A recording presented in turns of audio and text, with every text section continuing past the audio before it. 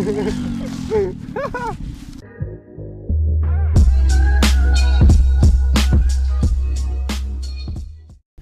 going on, YouTube? It's Matt here. I'm going to meet up with Evan right now. He's actually got his pit bike up at our buddy's property where we mess around with my Subaru and stuff, which I'm currently in, getting ready to drive up there. But we're gonna ride his pit bike up there. I'll probably get some clips for you guys. And good news, all the rabbit parts are here, and it's Saturday, just got off work, so I have the rest of the evening to get the rabbit put back together, and hopefully this weekend we're gonna hear that thing run again.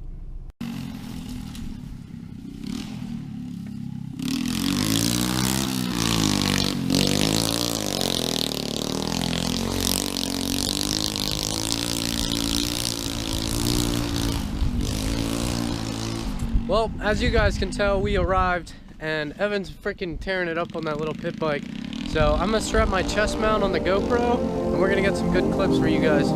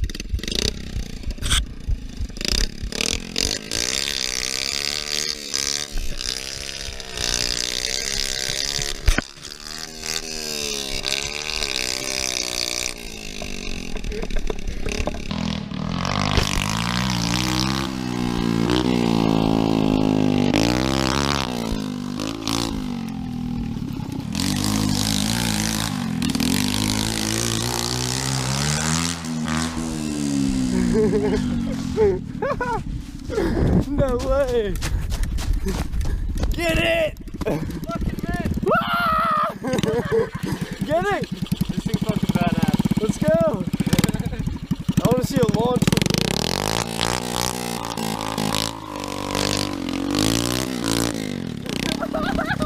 It's so slippery, it's like ice. I think Evan got it on video, but I just slid out and ate shit. Evan's about to eat shit right now because he's about to like jump over this little hole right here, which the GoPro probably won't even pick up.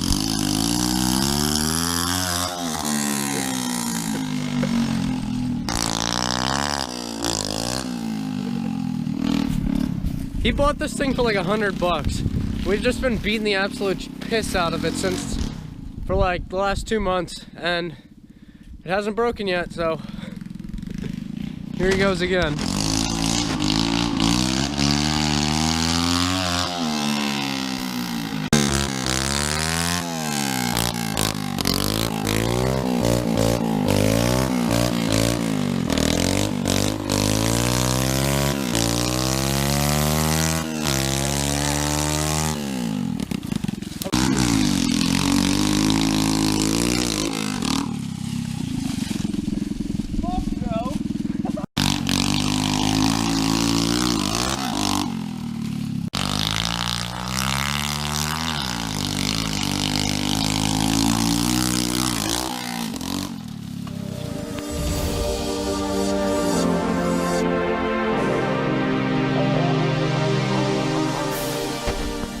Well, the selection for 2050 at AutoZone was kind of limited, which I somewhat expected because no modern cars really run 2050 unless it's a diesel. But they did have Valvoline racing oil. This has a zinc additive, which I kind of like the idea of having a zinc additive. I mean, I honestly think I could put just about anything in the Rabbit and it'd be alright. But I work at Valvoline and it's got a zinc additive and it wasn't any more expensive than anything else. So I ended up picking up the 5 quarts of this, and now we're gonna head home, probably start working on the Rabbit. The first things first, I gotta get the new timing belt on there, make sure everything's timed right, and then I can start putting everything back together. And other than that, it's really just a matter of piecing what I took off, and some of it I didn't even need to take off. So we'll get everything back together and should get her started here maybe tonight, if not definitely tomorrow. So I got my GoPro all charged up after hooning around on that pit bike, and we're out here now getting ready to do the timing belt on this. And after we do the timing belt, it's just a matter of assembling the stuff we took off that we were going to need to take off for the head gasket. So basically what I just did now was set I guess you could say base timing. I have a Haynes manual for my specific Rabbit. Well, it's actually for all the gasoline models as well as like the Scirocco and stuff, but that'll show you how to set the timing marks. Now I took off the crankshaft pulley, and that's where one of the timing marks was. But basically you're looking to have #1 cylinder cam lobes in the position so that the valves are closed. And an easy way to set timing on basically any car is if you put something down the #1 cylinder spark plug hole, such as like maybe like a 1/4 inch extension or something. You want to wait till the piston's at the very top, so when that whatever you use to stick down there gets to the highest point, that's where your timing marks should be. But as long as I just pop the belt off and don't move anything around, we shouldn't have any issues. This is actually my first time doing a timing belt. I've done timing chains before.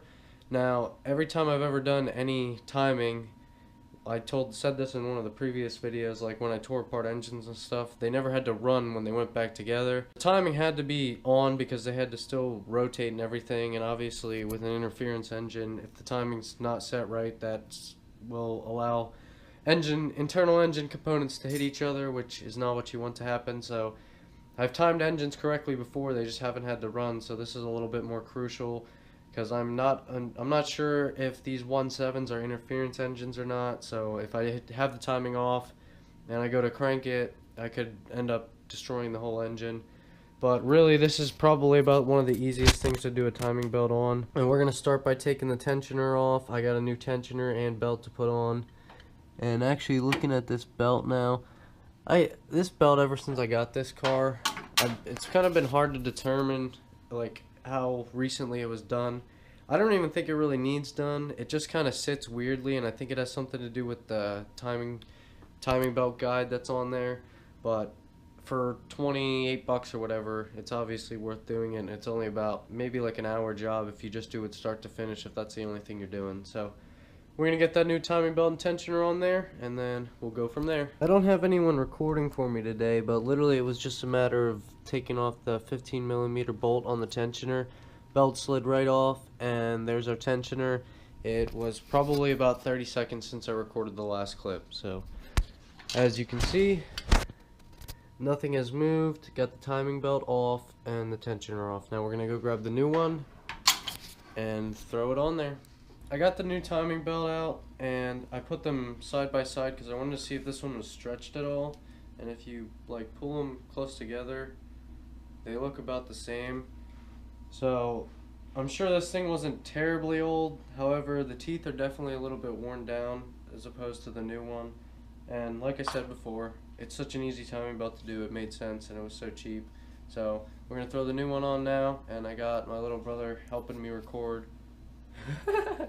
So I can get some clips of me actually doing something.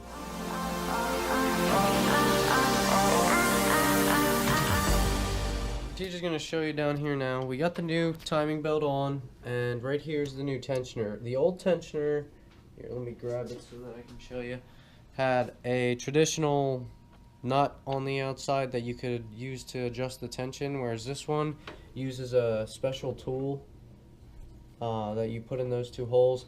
I was able to just put something in one of the holes and use that to set the tension.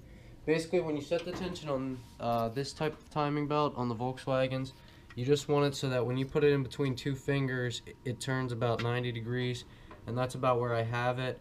The old one that was on there, I knew how tight that one was, and I felt that that one was just a little bit too loose, so this one I just made slightly tighter than that, and with it being a new timing belt, I assume that it will probably stretch just a little bit. Obviously not too much, because timing belts aren't meant to stretch, because, well, they are over time, but if they stretch too fast, then that defeats the purpose of even having your engine timed, because it's just going to get out of time, and the belt's going to slip, and then your engine's going to be trashed. So got that on. I'm going to throw the crankshaft pulley on and just double check that the intermediate shaft and the crankshaft line up correctly. As long as those line up correctly, the timing's all good, because I know the camshaft and the crankshaft are good. So the intermediate shaft was the only one that like wanted to move at all, whereas the camshaft and the crankshaft, you kind of have to try to move those pulleys, unless, I don't know, but yeah, unless you would have to try to move those to mess it up. So that's that. Alright, so earlier TJ was down here, and that was my brother. Now my older brother's here.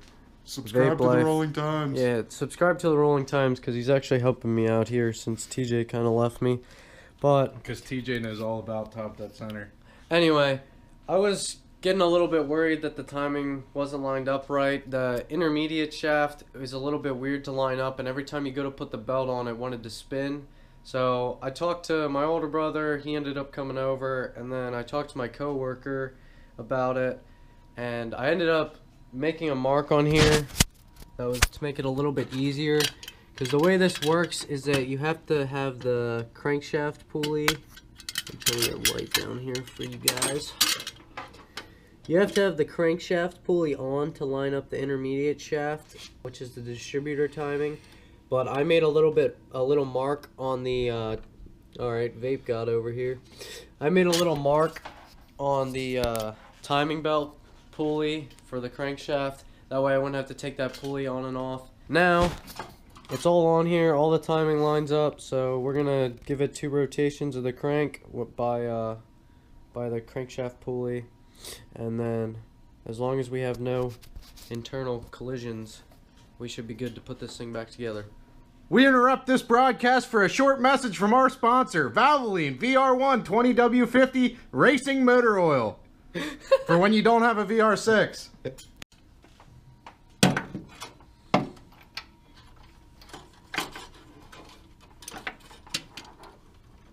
How did I manage to get this ratchet the wrong way is my question.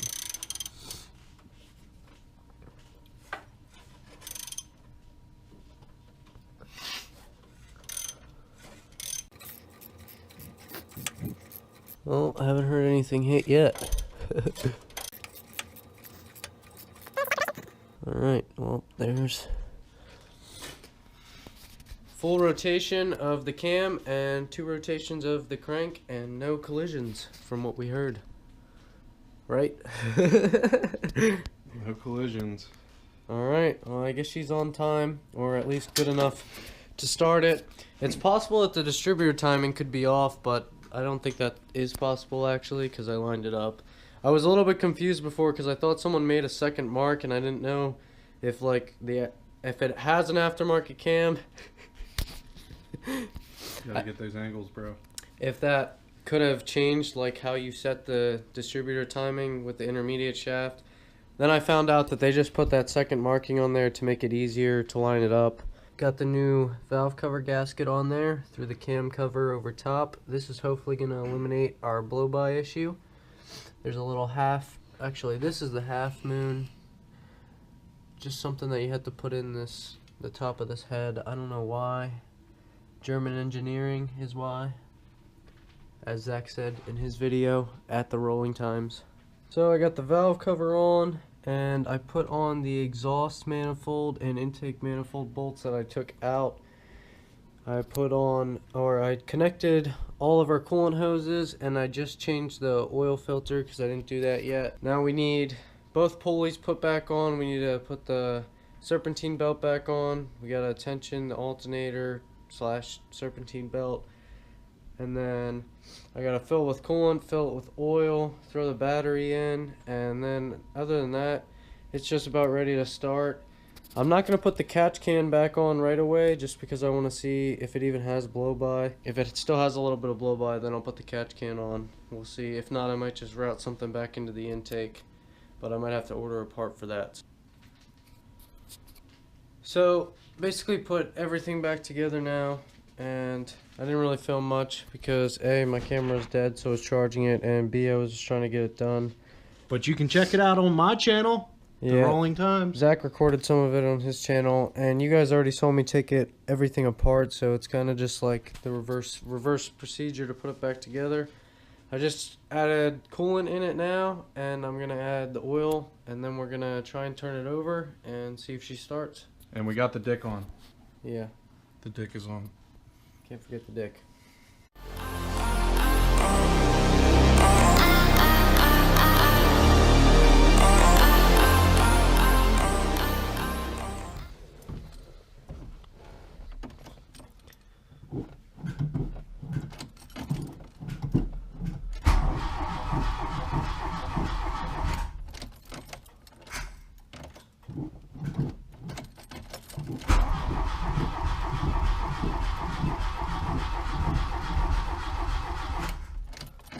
It's probably having...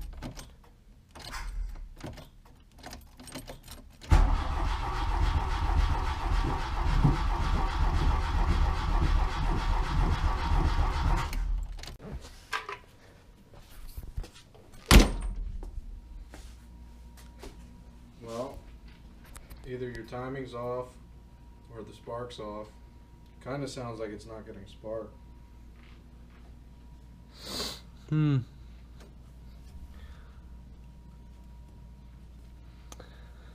Yeah, well, I didn't really double check anything either, so we might be missing something stupid.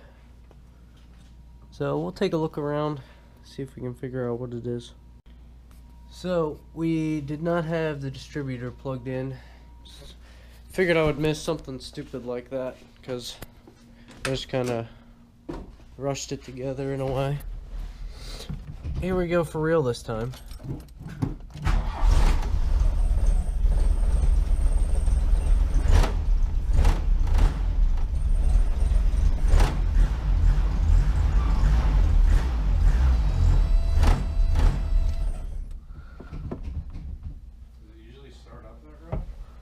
I mean, during the winter, but it wasn't getting oil pressure, so I'm gonna... Well, it's gonna take a minute to fill that filter. Well, I just want to double check, make sure nothing's leaking or anything. The time belt didn't jump, did it? That? Yeah, that's tensioned good and everything. Yeah, I'll have to let it get oil pressure and see what happens. Alright guys, so that's gonna wrap it up for today's video. I did manage to tighten those exhaust bolts a little bit, and I think that'll probably take care of what was leaking. I know some of the smoke and stuff was just burning off because some oil and a little bit of coolant and stuff got spilled when we were taking everything out, so that should help. I got all the air bled out of the system, the coolant system. Tomorrow, I have some other plans to do to this yet before I put it on the ground and roll it out.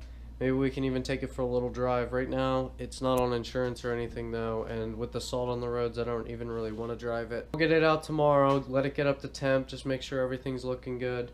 But the timing is obviously on because we didn't make any catastrophic failure. I'm not even trying to say that word because I had a long night working on this thing. Not really. It was only like probably 2 hours since Zach got here, and we were just working at it kind of progressively. She's back together. She's running. It's pretty late though, and I don't want to run it in my garage because it's going to fill the house with smoke. So we'll get back to this thing tomorrow. But at least we got to hear her run tonight.